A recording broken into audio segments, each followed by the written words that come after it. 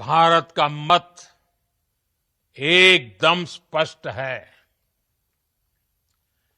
Terror और talk एक साथ नहीं हो सकते।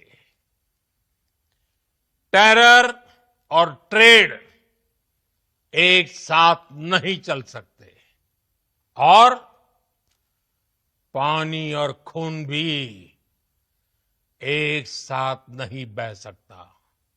मैं आज विश्व समुदाय को भी कहूंगा, हमारी घोषित नीति रही है,